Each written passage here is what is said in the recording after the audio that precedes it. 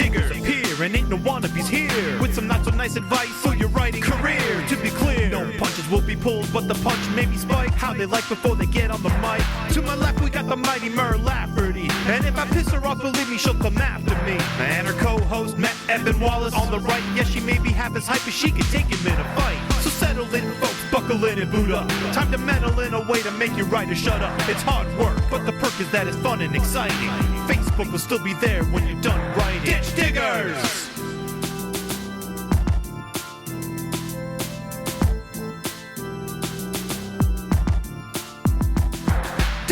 All right, and all of the sound effects are gone, so we don't have any sound effects from Saturday night coming, and everyone's unmuted. So, hi, guys. Hi. I am delighted. Station Eternity comes out tomorrow, and this is our big launch event. And I wanted to get some very clever sort of intersectional type writers who dabble in a couple of different genres to join me today. And so we got Chuck Wendig and Cherie Priest, and they're both so nice to come on here and play with me. Thank you, guys. Happy to see you. Yeah, thanks for having us.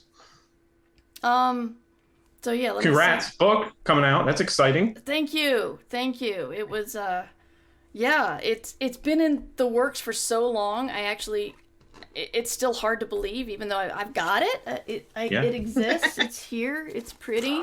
It's a great cover. That's a great cover. But yeah, with pandemic and struggling on some edits and all of that, it's taken a long time to actually get from beginning to end. And when people say they want to know how long it takes to write a book, I never know what to tell them. Do you guys know that? No.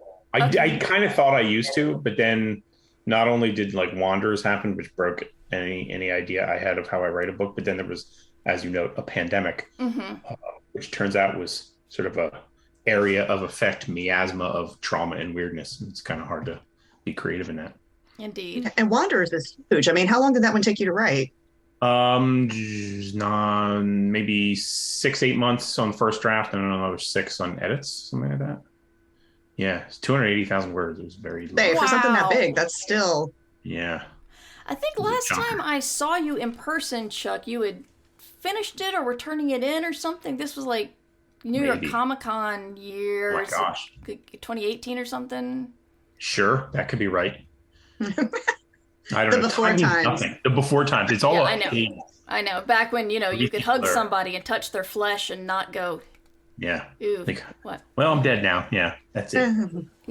Anyway, let's be official. Let's introduce ourselves. I'll start just in case anybody just popped here my channel for some reason. I'm Mer Lafferty. I am a podcaster and author and editor and live streamer, and I have a book coming out tomorrow, and it's called Station Eternity, and it's essentially Murder, She Wrote meets Babylon 5. And I have here with me Chuck Wendig. Hi, it's me, Chuck Wendig. I write big books and I cannot lie. I wrote Wanderers and Book of Accidents and Dust and Grim, and Wayward is coming out in November, the sequel to Wanderers, and it is also, as the kids say, a heckin' chunker. Is that what the kids say? That's what the kids all say. I'm down sure? with the slang vibes. It's all vibes and chunkers. That's all they say. All vibes right. and chunkers. And also with me is Cherie Priest. Hello, I am Cherie Priest, and I also write books and stuff, not typically as large as Chuck's most recent. I've kind of played in every genre, give or take. Although anytime anyone says I've read your book, they mean Bone Shaker, which is a steampunk project that came out a dozen years ago now, but I'm not complaining. I bought a house, thanks. Not in Seattle, in Tennessee, not here.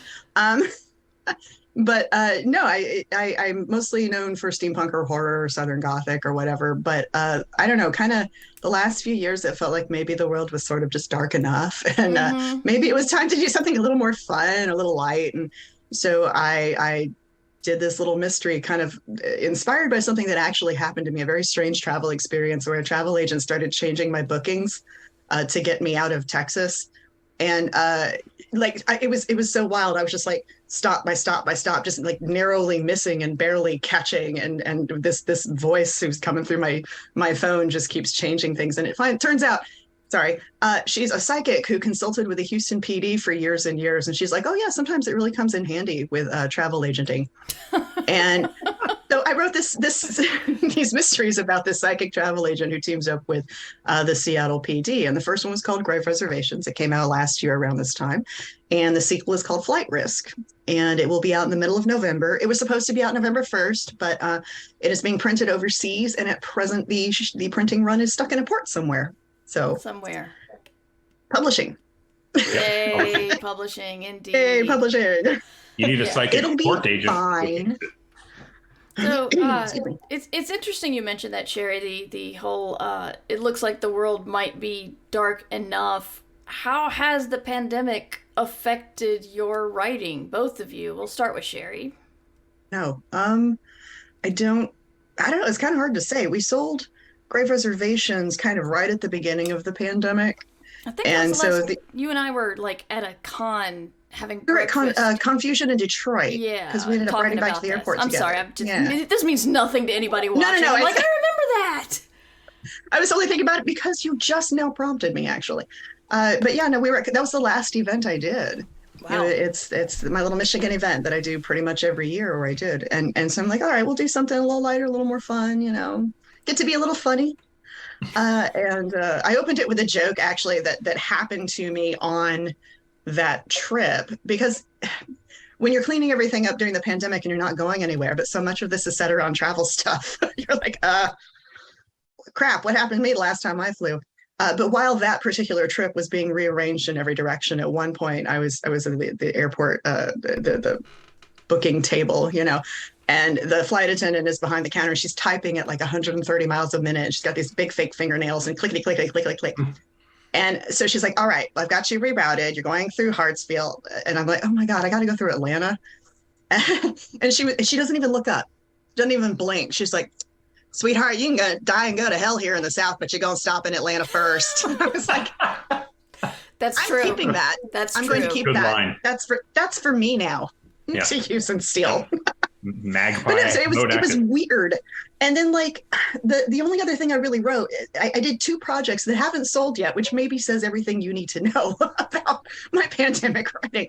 I decided that since I had the time, I was going to like dive feet first into this project of the heart, that I have been told is radioactive given its subject matter. It's about the survivors of a school shooting in the 90s who are now adults and have teenage children. And their teenage children are, kind of facing some of the same things in this same school with a bunch of unresolved stuff. And no, we literally got one piece of feedback that said, "You understand this is radioactive, right?" I thought it was cool anyway. And apparently I was wrong. It went out on 2 rounds of submission, and those were the fastest no thank yous I've ever gotten in my career, and I've been doing this more than 20 years now. Wow.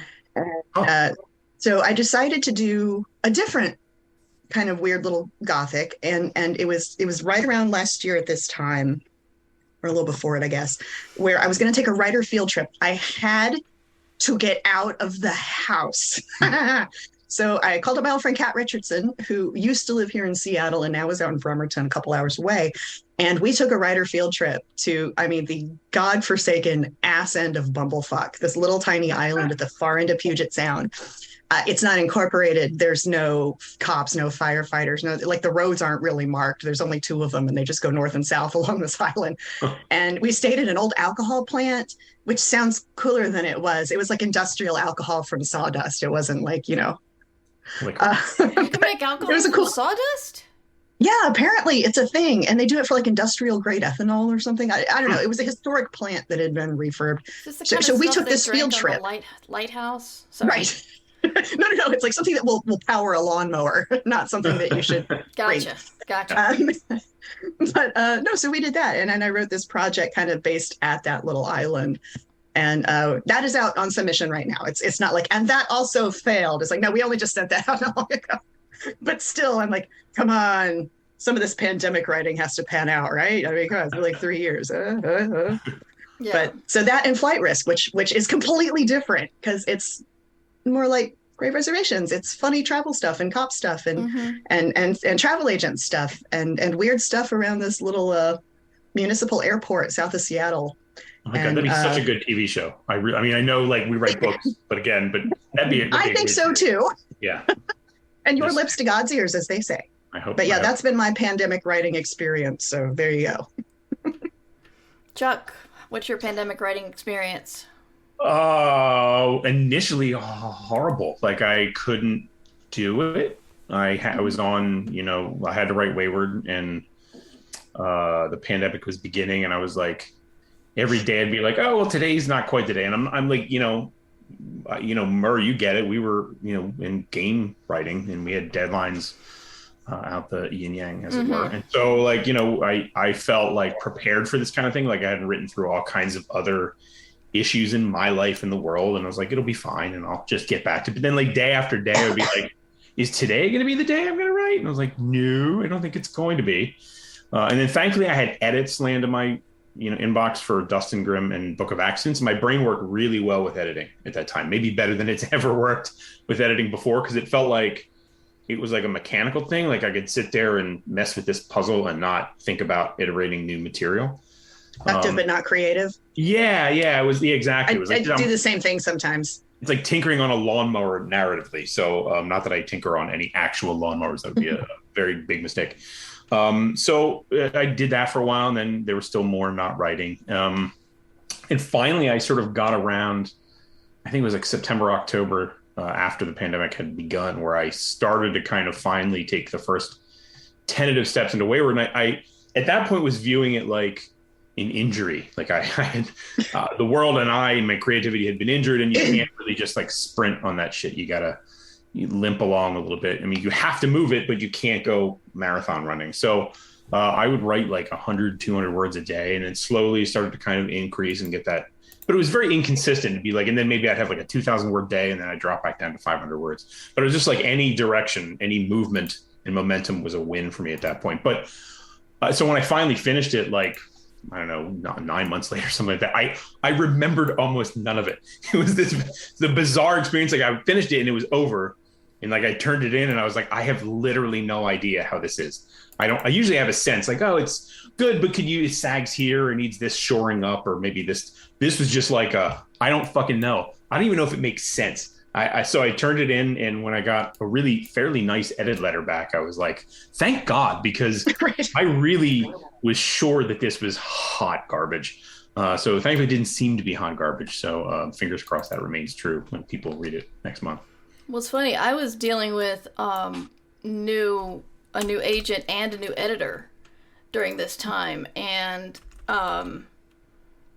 so there was uncertainty on the level of COVID, and then uncertainty on the level of what's Smur like to work with, and I'd sold the book on proposal. Not even like a full outline, just a proposal. And while that sounds sexy as hell, delivering on that is really hard, because when you tell somebody, if you say to somebody, fruit, everyone's going to have a different idea. And even if they all think apple, Chuck knows they're going to think a different apple probably. And so if you sell, here's an idea I have, they're going to come up with, their Bananas Fosters, while you're making like a blueberry parfait, and this my. Well, then the weird thing is, like, you tell them a year in advance, I want fruit, and they're like, great. But then like a year later, when it's time, you're like, I don't want fruit anymore. So when you go to time to write that book, you're like, I told you about a book, I'm past it now. Like, I'm out of the mood, but now I owe it to you. So shit. Yeah. Oh, exactly. Once I got the response of, are we sure we want fruity anymore? And it's like, oh God. Oh no. Yeah. So that was my struggle, which was writing a book that was not what the editors had in mind. And I'm very happy with how Station Eternity turned out.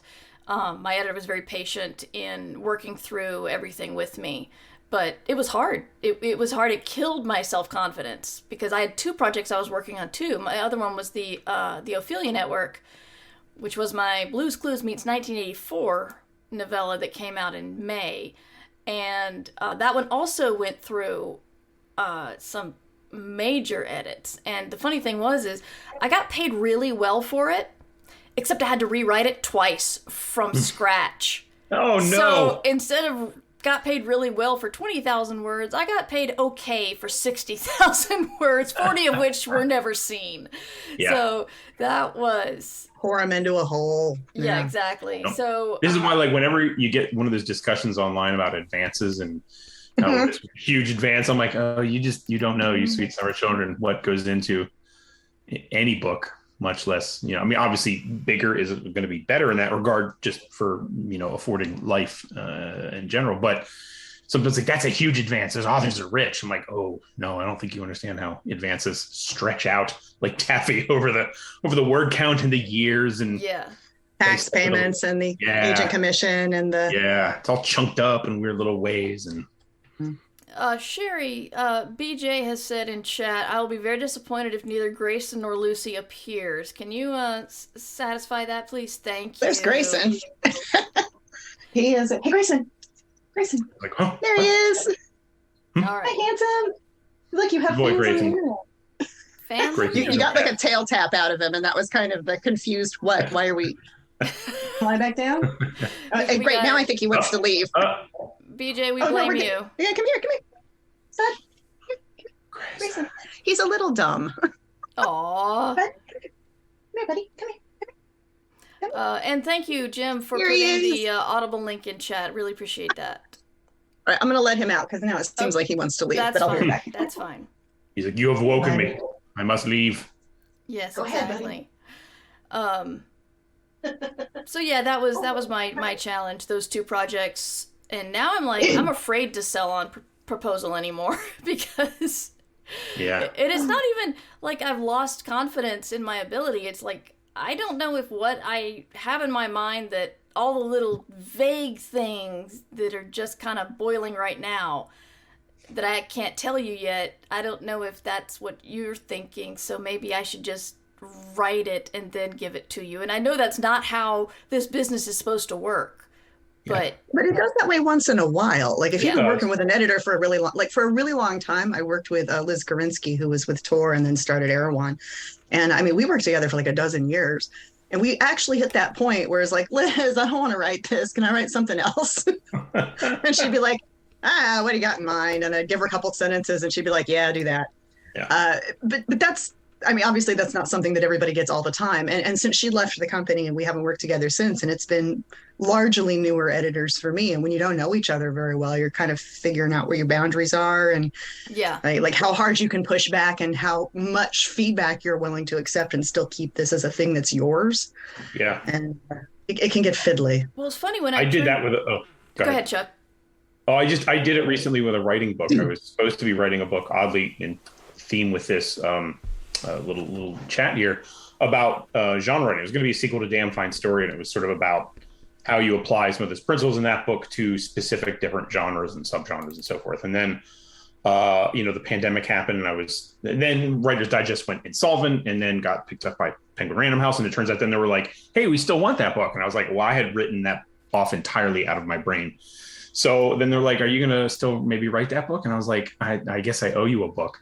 So I wrote an entirely different book. I did not write that book. I wrote a book about gentle writing advice, which was not at all what they had asked for or I had pitched or they had paid for. And I was like, please let this work. And thankfully they liked it, I think, more. But that was definitely like I did this instead. Sorry.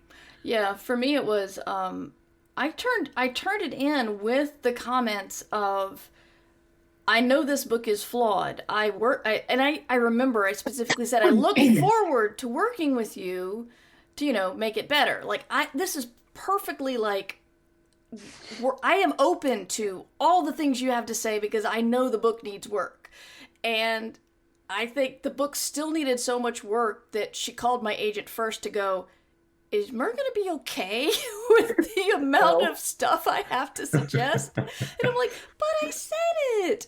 So, but yeah, she was very patient and very kind. And I am very happy with the, with what I got out of it. Which is funny. This in slight topic change. What's funny is Cherie and I see each other online daily-ish.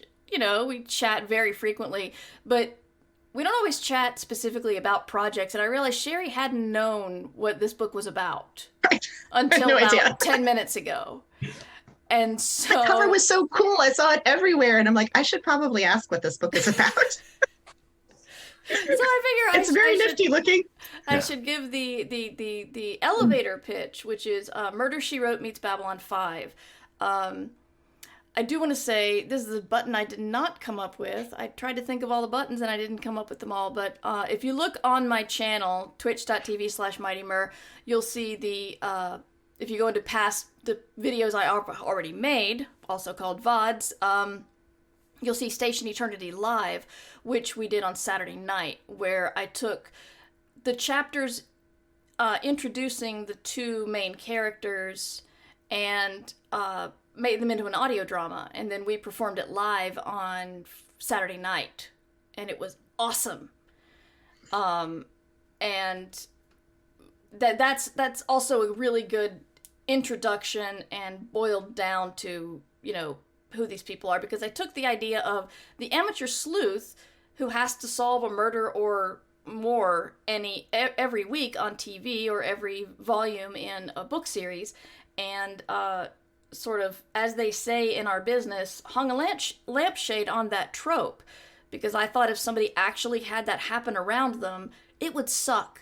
They would be very unhappy. Life would be very stressful. Their family and friends would disappear if they didn't die. And they would basically be a social pariah. And so it being, I decided a couple of years after First Contact, when alien sightings are commonplace, but aliens are so far more advanced than we are, it's like, they can come here, but we can't go anywhere else. So it's like, just like, we can't stop them. So the aliens are they're being touristy over at the Grand Canyon and stuff. And so she finds out about this alien-only Babylon 5 type station and decides, maybe if I go there, people won't drop dead around me. And so she does. And it's also about a guy who has the bad luck of being in a party with this character, and when the lights come up, he's holding the dead body. And so he runs and actually gets picked up by some joyriding aliens drunk on lava, who are on autopilot. It was kind of a mixture of Hitchhiker's Guide to the Galaxy and Splendor and Misery, this scene. So it's sentient ship deciding to pick him up, and just, you know, law enforcement was not happy when they found out that their main person was abducted by aliens. So they end up on the station together. Neither of them wants humans to come, and humans show up because, you know, I'm not going to write a story about a woman who escapes her weird murder magnet type situation, because that would be boring. Yes, so it's as someone said in chat, it is called the Mid-Solar Murders series. That was all you needed to hit pre-order. I will have to tell my friend, I'm a notorious pun hater, and I have a friend who delights in this and loves to tell puns around me, and when I was talking about this project years ago, he decided he was going to call it the Mid-Solar Murders. And we ended up calling the series that, so I have to remember to thank him whenever I can. Well, I mean, the murder mystery thing has a lot of pun titles, and yes. I think that's totally nailed it. Yes. Oh, we went back and forth for like 2 weeks, me and my editor and agent, trying to, because the original title for Grave Reservations was Far-Fetched. After a furniture import store in downtown Seattle that closed years ago. But I thought, what a great name for like a travel agency, you know. But there's a hyphen in it, and basically distribution marketing was like, sometimes a hyphen in a title can cause search algorithm problems. Oh God. Certain software, like for book ordering, you know, they'll try to order the books, but with or without the hyphen, you know, it can get confusing. So we would really like something else. Yeah. And we seriously went back for it. It was like a couple of weeks, just throwing the worst, dumbest puns at each other that we could possibly think of. And I was sitting outside on my deck, sorry, excuse me, with a little bit of weed and maybe a little bit of rum, and I just had the lightning strike of, I got grave reservations about, it's like, oh, it's perfect for like a travel agent for your reservations, ha ha ha. And so a pun is not a bad thing, I guess is what I'm trying to say. And honestly, I think Midsolar Murder sounds fantastic. I know puns aren't bad. I think I see puns as I see how I saw Adobe Flash, which is everybody loved using it and almost nobody used it well. And when I saw a really good Flash design page, I would be I'm on board. This is brilliant use of this tool. Sure. But I didn't see a lot. However. So that's kind of how, if I see a good pun, I will be delighted to share and point out that I am not the fun hater people think I am. But, can I tell you the puns I hate are the ones that are they have to really stretch it out and it feels like it doesn't make any sense, but they just like said the thing. Mm-hmm. Like a pun that's way too convoluted and complex just so they could put the thing in its space. Yeah.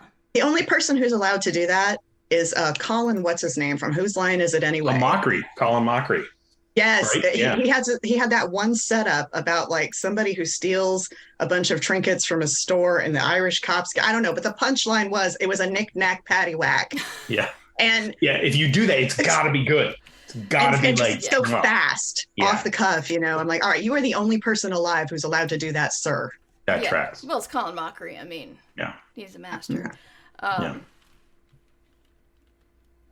So we did mention tropes and murder mysteries and stuff people love, and we had talked about, despite the fact that we are all speculative fiction, horror, sci-fi, or fantasy authors, we all do love murder mysteries, and we were talking about two of the best things on TV these days. I don't know if the After Party counts, but in the spring, Apple TV had a show called The After Party, which was a sort of, what is it called? Rashomon type storytelling? Is that what it's called? Yeah. Splintered narrative with untrustworthy narratives. Sure. So everybody had a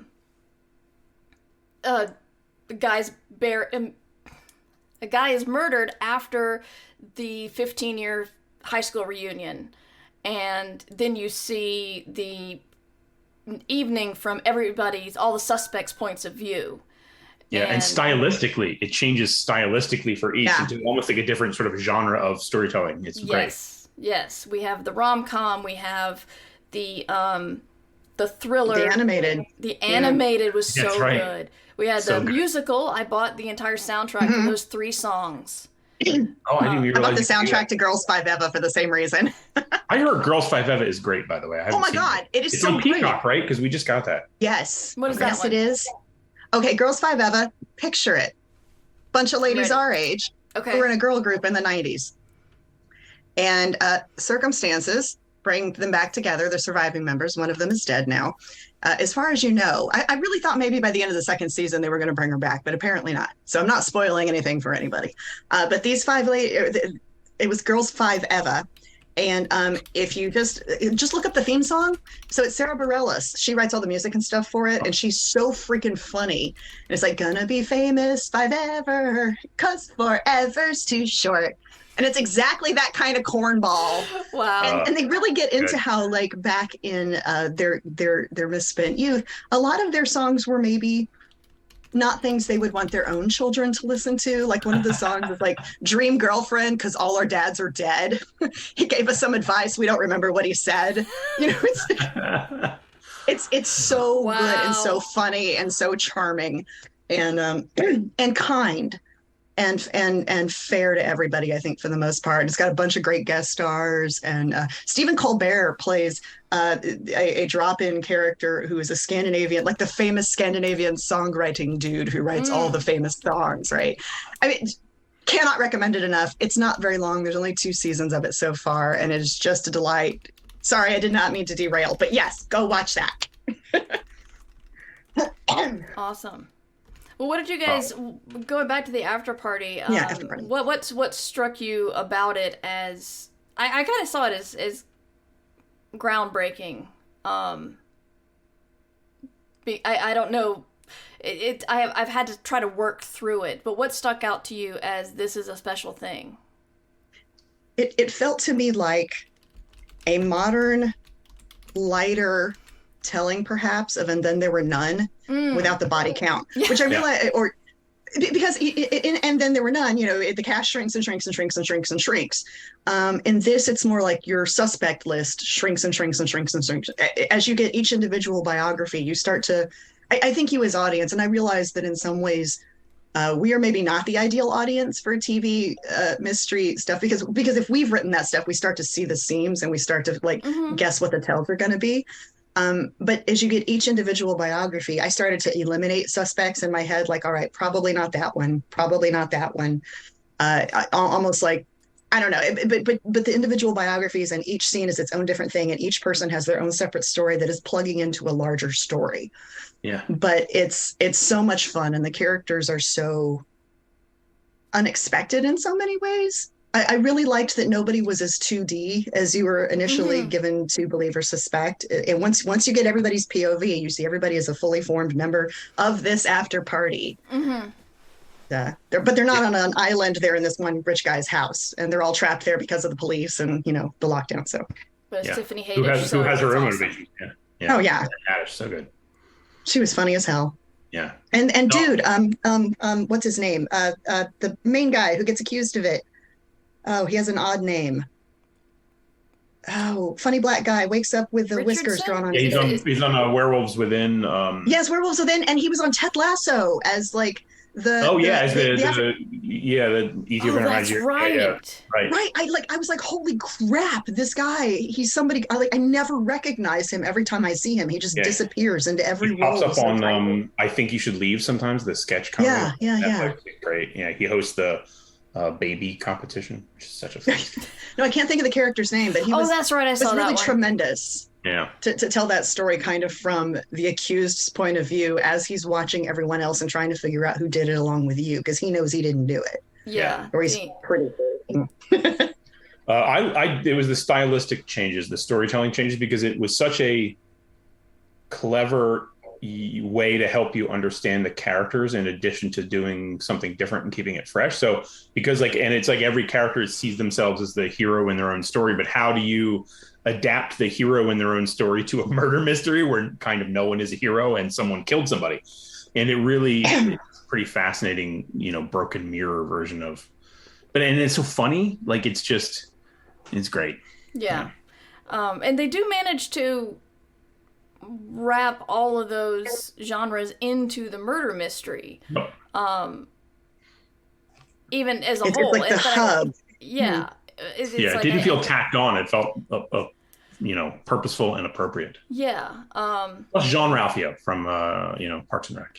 My favorite example of how at least Anik, and thank you, Jim. Anik, chat, we have Sam Richardson is the actor. That guy's amazing, and he's done a bunch of great voice work too. He keeps popping up in animated stuff I've been watching lately. Oh, cool. Yeah. My favorite thing that showed at least Anik that his point of view was not the only one of the evening was when, in his point of view, they're being chased by the big bully who's yelling out the car, I'm going to kill all ya.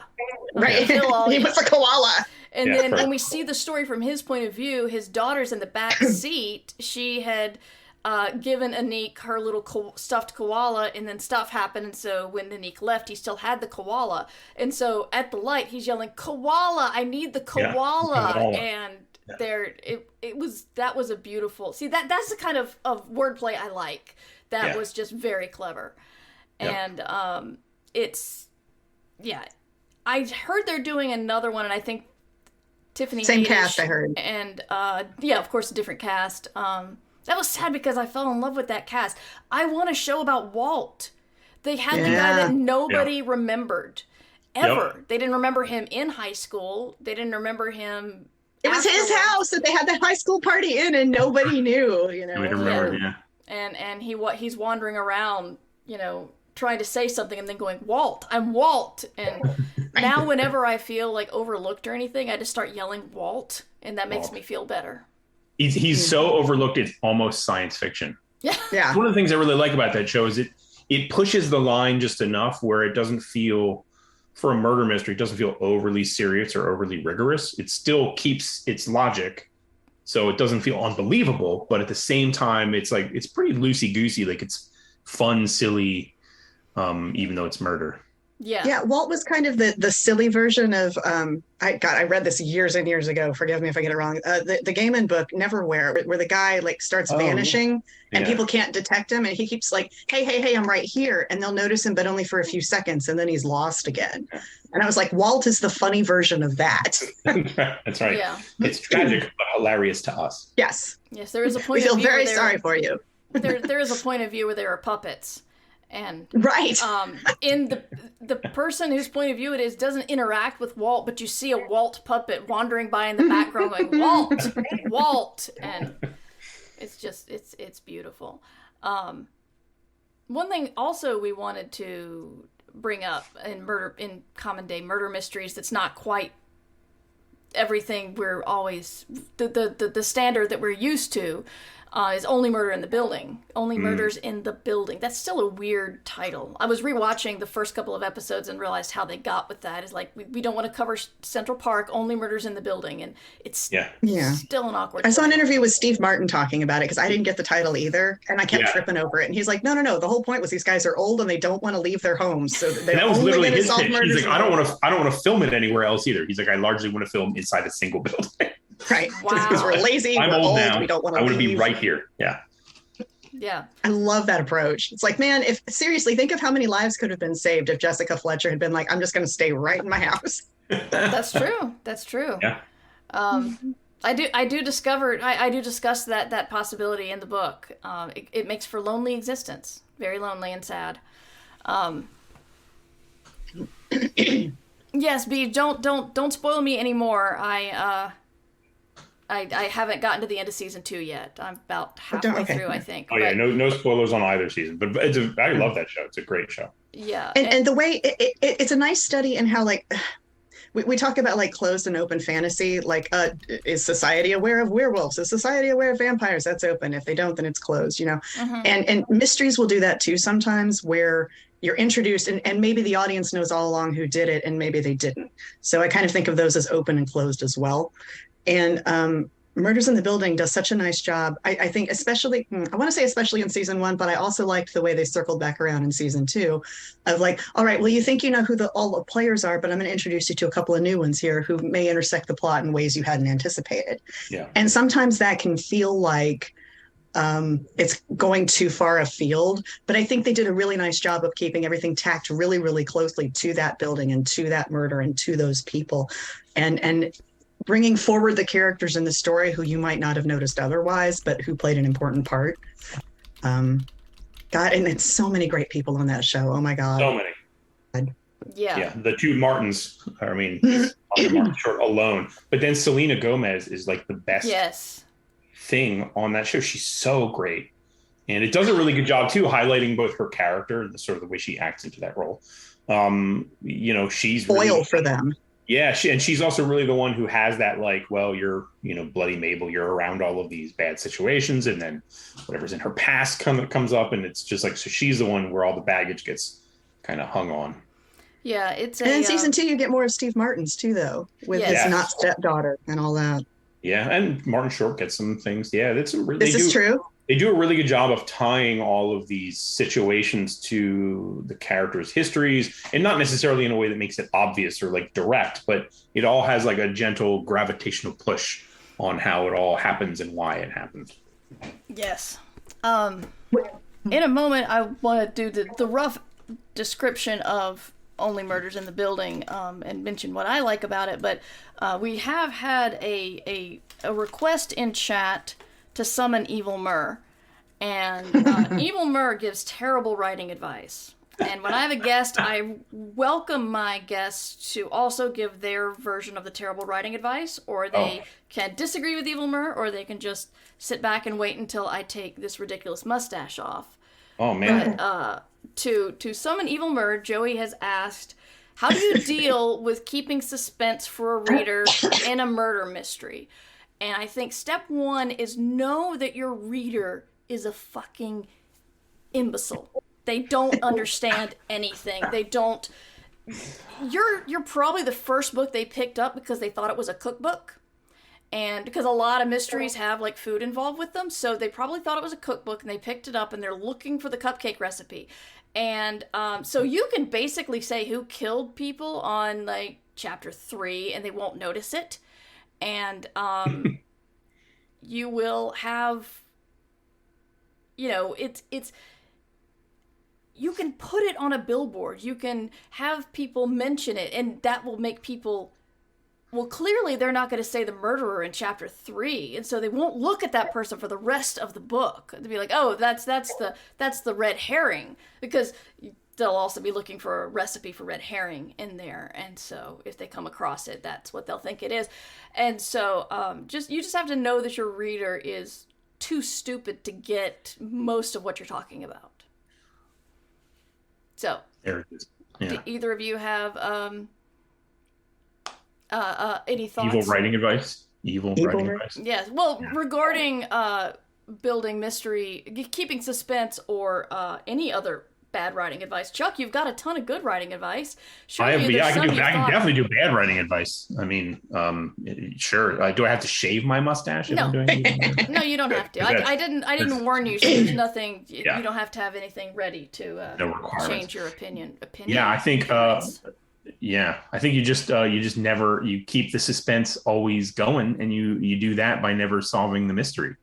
That's the avant-garde way of a murder mystery. You're like, I'm not even going to tell you who did this. I'm just going to keep lying to you this whole book. And then you're just like, dun, dun, dun. But you never get to the solve. You just do that eternally. Nice. That's how you drag out a series. So you drag it out forever. Yeah. $10. Money.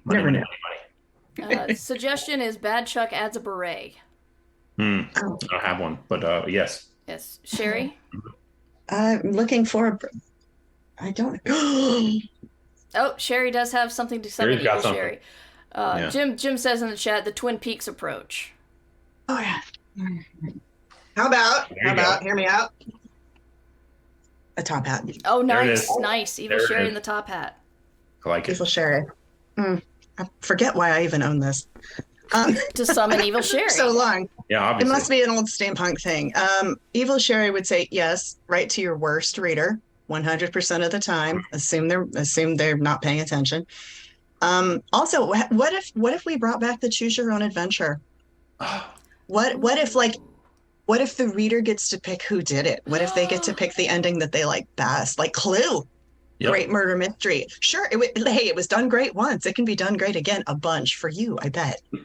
Yes, I like it. Well done, guys. Well done being evil on an instant. Thank you. I appreciate that. So thank you for summoning evil murder, Joey. That was fun. Fighting all over the place here. Sorry. The one thing that I liked about Only Murders in the Building, what it subverted, because I recently realized I was trying to come up with a episodic type story murder mystery, and it wasn't fitting, and I realized it was because I was not thinking in the one murder per episode kind of way. And Only Murders in the Building is a murder mystery, but it's there's one. It's like the murder happens in episode 1, and it's not solved until the very end of the season. And that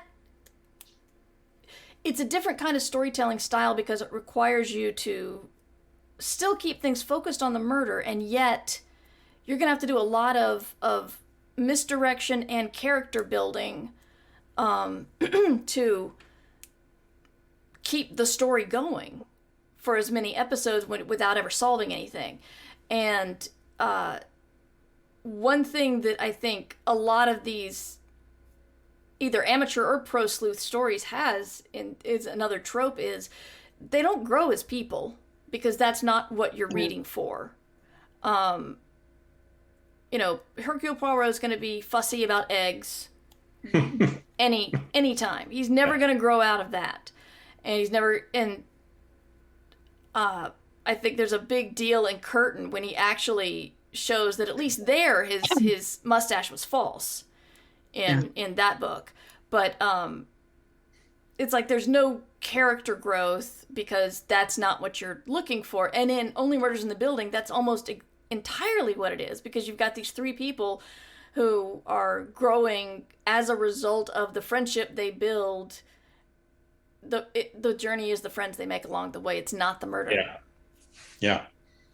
I think that's definitely there's that mode of storytelling where like the characters change the world or the world changes the characters. And for my mileage, I'm always more interested in the characters changing, just because it's kind of part of the journey we want to make. I don't necessarily want the like unswerving sleuth / hero / whoever comes in and dissects the situation and figures it out. I really like that sort of overarching character arc, and it's the most impactful thing, especially since I think we, again, like the After Party points out, we're all kind of characters in our own mind. Like we all have this sort of perspective on ourselves that maybe we are people who change or can change throughout our experiences. And so that's the most interesting to me with Only Murders, that it does that, and it does it really well. Well, and After Party almost, like on a surface level, looks like it's doing the opposite of that. And it's showing, look at these people. They haven't changed since high school. Look at them. They're all exactly the same people. Yeah. But the closer you look at them, when you get their individual episode, because everybody gets their own episode pretty much, long story short. But when you enlarge to show detail, then you can look at, oh, no, okay, I get it. And even if they haven't actually grown over the course of the story, your understanding of them is deeper. And it's it kind of scratches that same itch. But I do think, though, that Murders in the Building, and one of the things I liked about the second season, without any spoilers, is some of the characters who kind of ended up in season one in one way that I thought, well, I guess that's it for them. I guess that's all we need to know about those people. I guess, we're done here. But then they're still living in the building in season two. There's new dimensions. And you're still going to interact, and they're still going to be there. And season two kind of picks up for some of those characters and brings them back around and brings them into the story fold in a way, for lack of a better way of putting it. They kind of get pushed out of the story for reasons at the end of season one, but they kind of get brought back into it for season two in a way that I thought was both sympathetic and profound and interesting and funny. Yeah, because it's not easy. It's not like, well, all right, we all live in the building, we're all friends, it's all good. Because no, too much has changed for that, y'all. But there's even a moment where it's brought up that someone's trying to do the, hey, we all got through this together, let's hang out, and it does not work. No, it doesn't work out. No. Counterproductive. Yeah.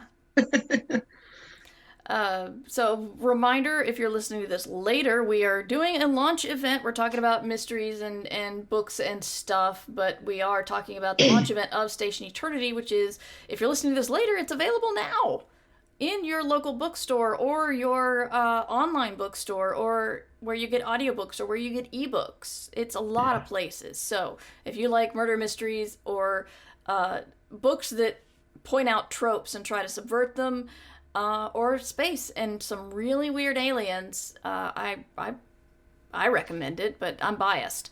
But it's called Station Eternity by Mur Lafferty, and I'm pushing people to go to Flyleaf Books to buy, because I'm going there tomorrow to sign a bunch of books and have an author event if you're local.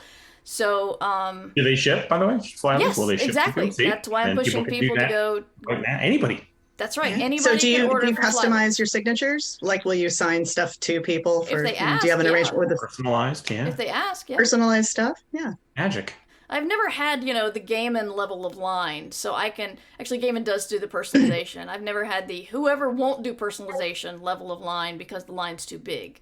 So if people want me to write something, I will. And if I do something, one time I had a friend who's, I won't say her name, but it has far too many vowels for the name it is.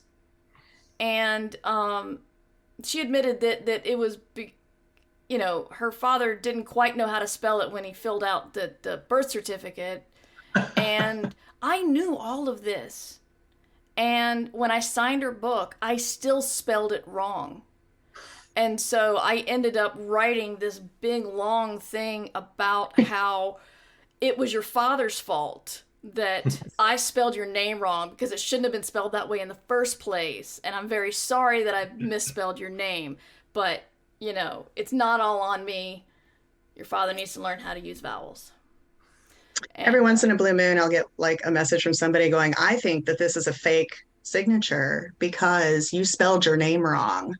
Or the name is spelled wrong. And it's like, look, I got a lot of vowels in my name too. And when you're in a hurry, the I's, the E's, they all kind of start to look alike. Yeah.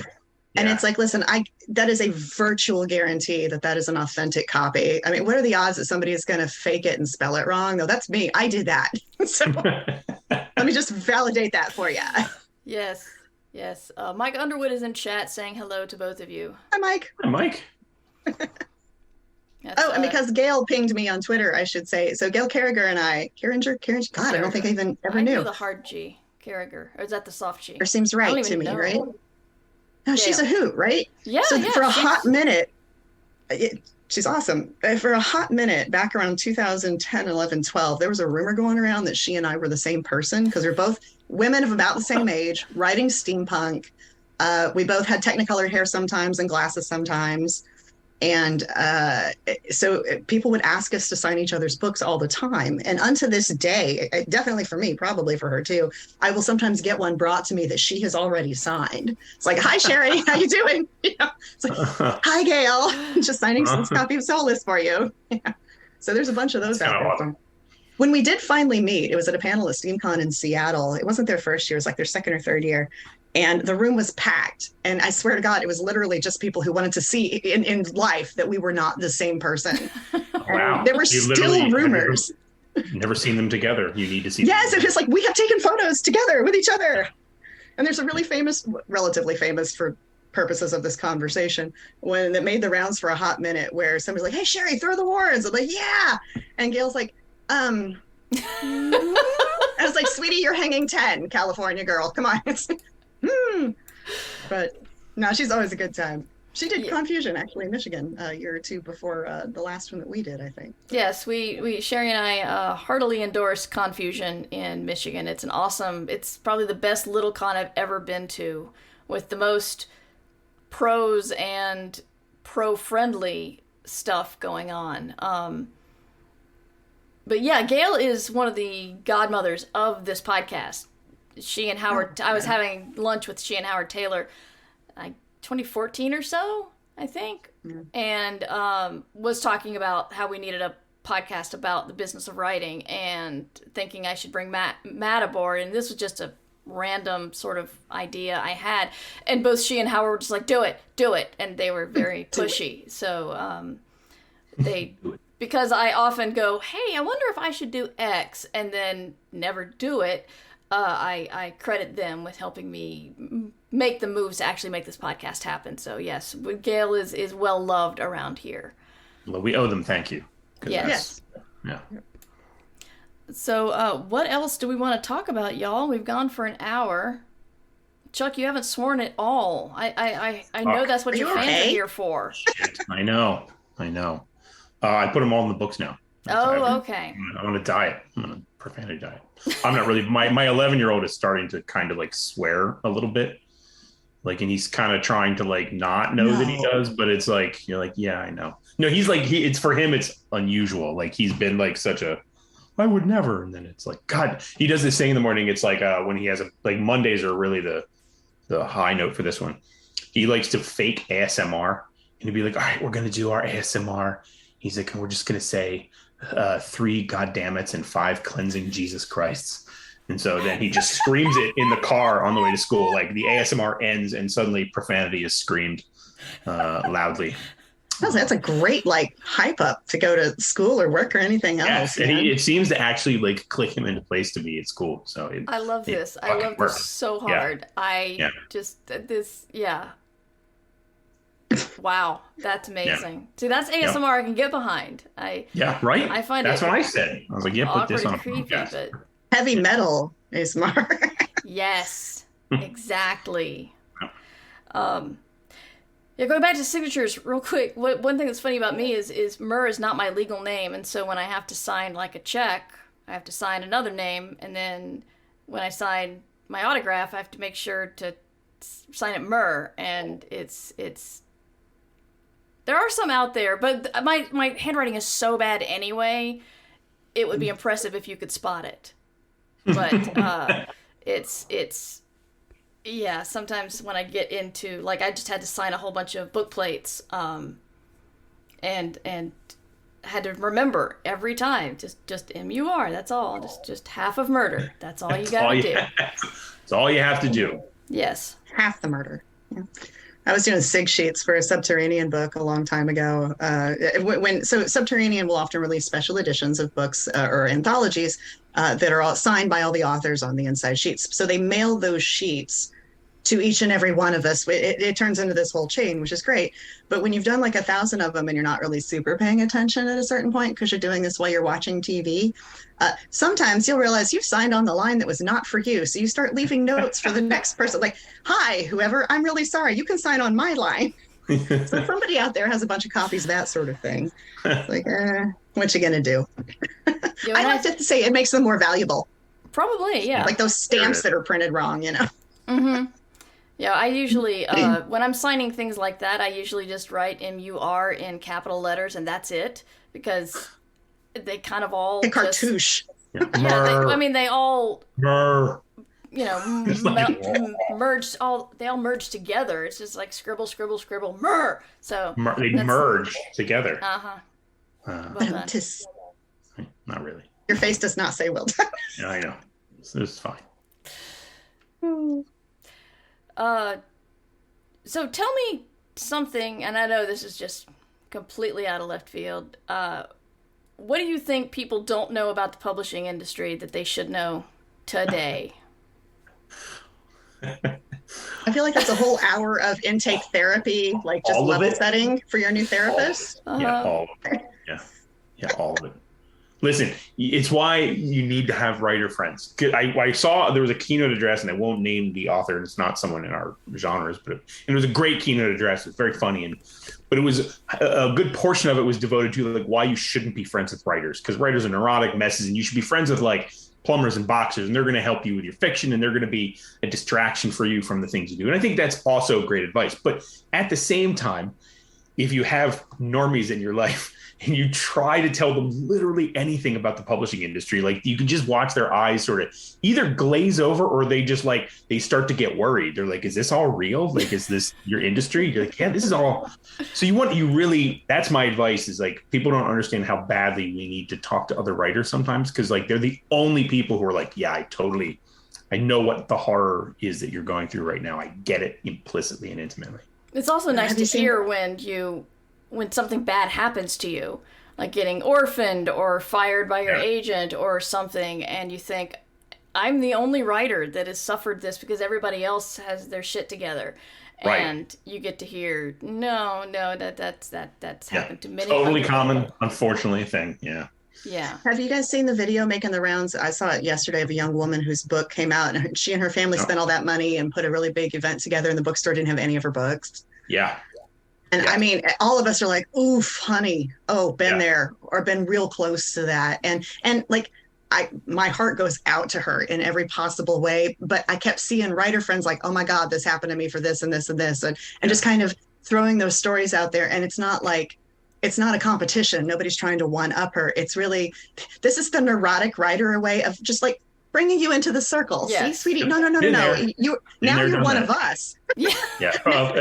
Her name is Laken Zia Kemp. It was Omega Morales in the Legend of Chusa. Yes, and it sounds awesome. It seems like, it's a middle grade, looks great. It's fantastic. And I just, oh God, my heart. I mean, and you see every now and again, well, I had a reading and nobody showed. Yeah.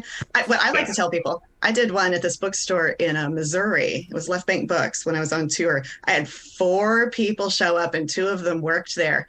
And I was just kind of like making that sad trombone noise in a group. But George R.R. Martin, who I do some wild card stuff for every now and again, was like, oh, I did an event there once for Song of Ice and Fire. Nobody came. And I was like, yes, you have one up to me in the best way possible. Yeah. Thank you. Yeah, there was an event in Charleston, South Carolina. I left college and drove to see Christopher Moore I think it was Fluke was coming out at that point. And it was me, my friend who went with me, and like one other guy. And so he was like, we might as well just leave and I'll buy you sandwiches. And he did. We went to a restaurant and he bought us sandwiches. It was like, I have done that in coffee shops. I've just like brought, like, there's 3 of us. You want to just hang out? Yeah. You know, I mean, what are we doing? Let's go. Yeah. Like, I think that's the kind of that those situations, while they suck, they are an opportunity to, like Cherie just mentioned, you can make fans for life in that case. True.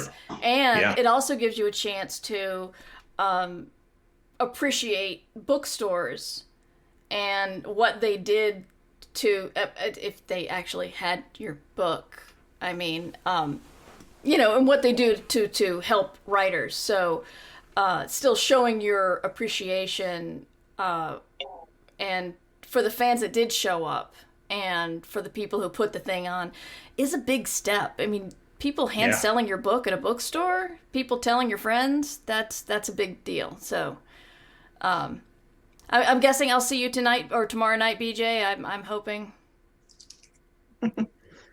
Yeah, there's some local person saying hi. When Kevin came through Seattle recently, so the University Bookstore, which is kind of my home bookstore, even though I now live at the other end of town, they changed their closing hour, their open hours, so that now they close a little earlier. And for book events, basically, you got to get across downtown Seattle at rush hour. And they tend not to be as well attended as they were, because Seattle treats each individual neighborhood as like the dark side of the moon. Nobody leaves their own neighborhoods ever. And they act like you're insane if you do. But so like me and other writer friends were like trying to sort of brace him, like, dude, like, we want you to know it's going to be like, if there's like 2 people that we're coming for you, man, we're going to be there and we'll heckle you from the, there's like 70 people there. Oh, wow. Never mind. Now I feel like I'm the jerk who kind of brought you down. Like, no. I was just trying to brace you for the fact that I have seen very, very popular writers come through here. But, you know, it's just, events are such a crapshoot. I mean, on that same tour where I had 4 people come out, I had something like 130 come out at another store somewhere else. I mean, it's such a crapshoot. It can be, yeah. And the pandemic has made it only crapshootier. Like most of my events are virtual, and well, like, okay, so when Grave Reservations came out, and in the middle of the pandemic last year, when everything was still kind of hot, we were doing everything virtual from this very office, and right on the other side of my monitor here is a set of windows, and literally the day before my book release, a tree fell on our house. And it was pouring rain, and it was like sliding down the windows behind me while I'm trying to talk to, and I have like buckets and sheeting and everything. And I'm like, is this better or is this worse than doing an event where nobody appears? I can't tell.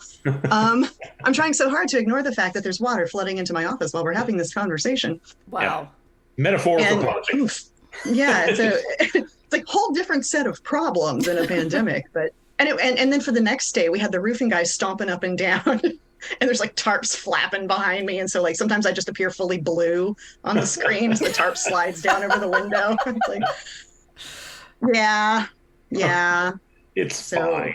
But at least you can't see if nobody shows up. That's true. It's true. So you just have your little talk with the bookstore people, and you call it a nice day.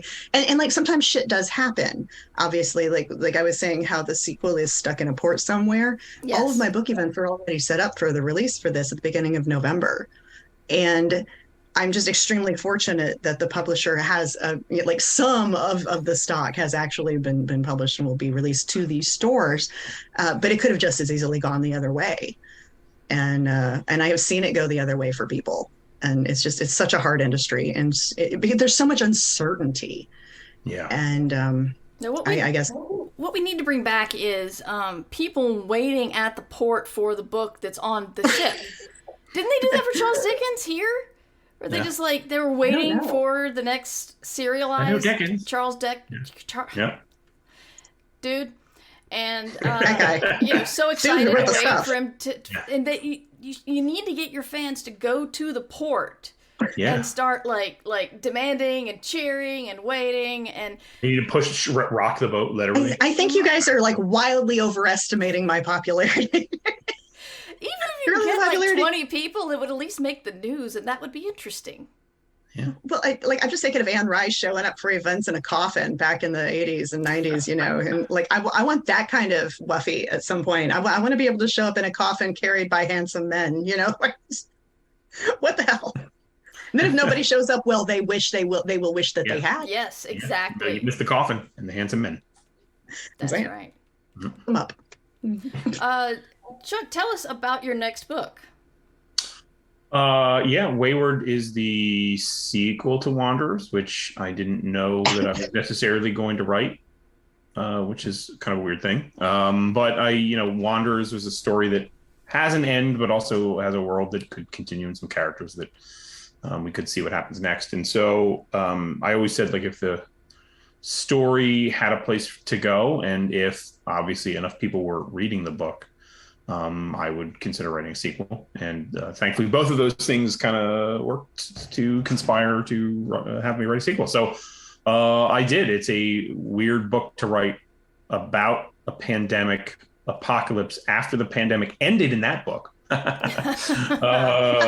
I wrote Wanderers before a pandemic, about a pandemic, and now I'm writing Wayward during a pandemic in which the pandemic is over. So obviously hopefully I'm predicting the future in that one, not the apocalyptic part, but that we can, although I've heard this one's over too. I've heard it's just done. That's what they tell us. Yeah, it's just over. So congratulations, hang the banner, we did it. Yeah. So it's like apocalypse, and there's artificial intelligence, and there's still Nazis. It's good, clean fun. Chuck, you've always written good, clean fun. Good, clean, just fun. Yeah. Cherie, is there anything else you want to tell us about Flight Risk? I know you mentioned it earlier. Oh gosh, no, it's another fun little mystery. But I wanted to also fiddle around with. So I came out of academia, and one of the things I was thinking when you were asking the question a minute ago was, about what do we wish publishing people knew about publishing. Yes, sorry, go ahead. One of the things I would say, like, that I wish other writers knew about publishing is you don't need a degree in writing to do this. You don't need any academic connections. You don't have to do it. And some of those workshops are phenomenal and are great. They're just so good for some people, but you don't have to do them. And you don't have to know anybody. You just have to go through the same steps we all do, and get out there and hustle. But no, anyway, so I was playing with academia because I do have a degree in writing, but listen, I was just good at school and nothing else. And so when they said I could keep going to school, I just kept going to school. It's like, not really good at anything else. So I guess I'll chase this.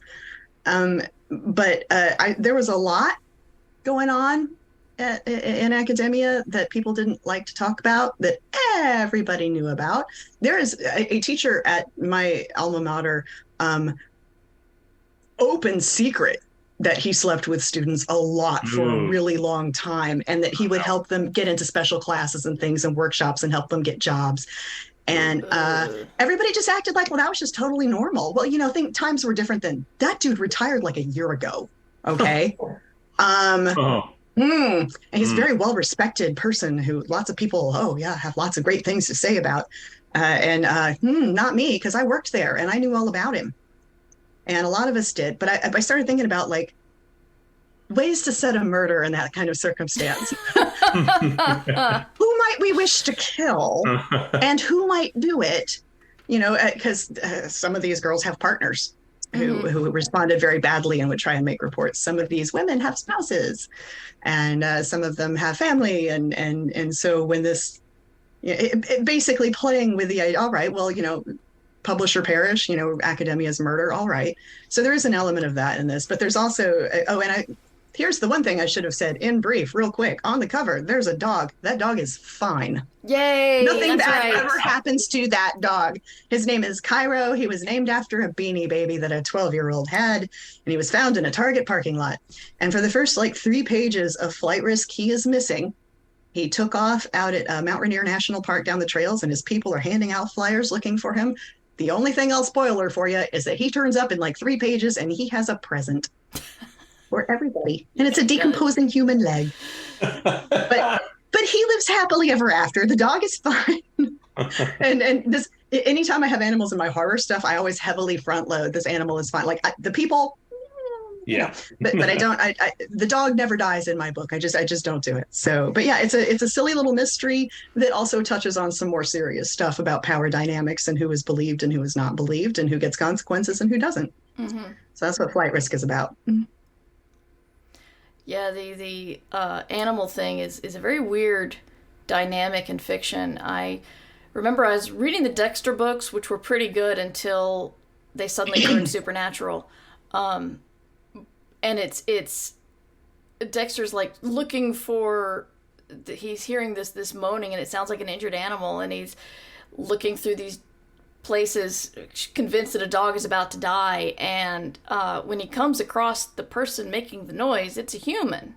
The human is horrifically hurt. Just, it's awful what he did to this guy. And my thought was, oh, thank God it's not a dog. Absolutely, 100. There's no faster way. Like, okay, I love Mike Flanagan. I think he is phenomenal. A lot of animal death. I've not watched Midnight, or not Midnight, which I'm looking forward to. I did not watch the most recent one about Midnight the church Mass. And the cult. Yes, Midnight Mass. No, I heard too much about it. I'm like, I can't do it. Like, there's some stuff I can kind of rationalize. No, I love you, man. I'm going to tune in for the next thing. Yeah. There needs to be like, I know there's a Twitter account that's like, can you pet the dog in a video game? I think we need a Twitter account that's like, does the dog live or die in this story? There is. There's a website called Does the Dog Die? Oh, is there? Yeah. Okay. Well, there you go. Yeah. And I think they started doing a lot of like trigger warning type trope following, I think. But it started out was, does the dog die? That's I like good. The can you pet the dog in a video game? Because there are a lot that you can. Yeah, and I also don't like the ones where you have to kill the dogs. Like that's that's actually why we quit playing Last of Us 2, and we loved the first one. Oh yeah, I heard about that. But when we got to the section where you're literally just killing people's pets, and they're crying and freaking out about it when they find the dead dog, I'm like, you know what? I don't know. I feel like life's dark enough right now, and maybe life's a little short. Maybe this is not the time for this game. And obviously, that was just me. Clearly, it took off. It did great. It was wonderfully reviewed. But at a certain point, it was like, well, I knew that I had signed up for misery porn in some regard for this, but that was just kind of the bridge too far. I'm like, Yeah, like Elden Ring was that way. You like kind of like, there's these evil soldiers. All right. There's these weird, freaky harpy things. All right. And then suddenly there's like soldiers who have like kind of slightly cute, shaggy Irish wolfhounds who attack you. And you're like, what? That's just a dog.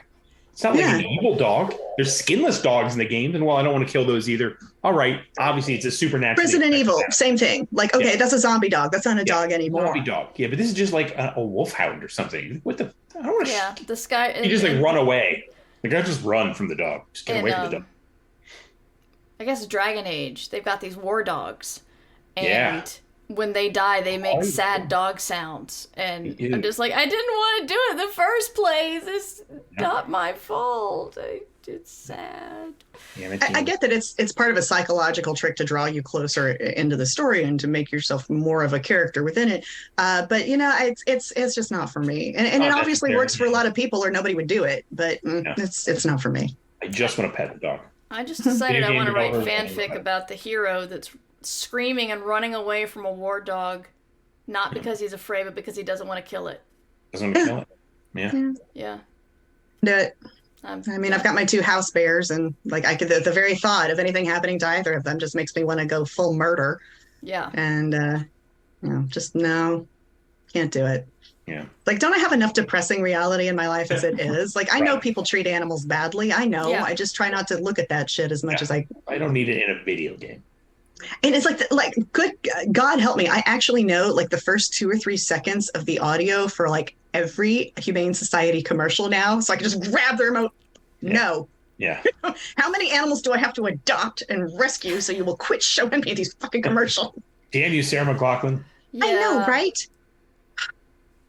No. Yeah.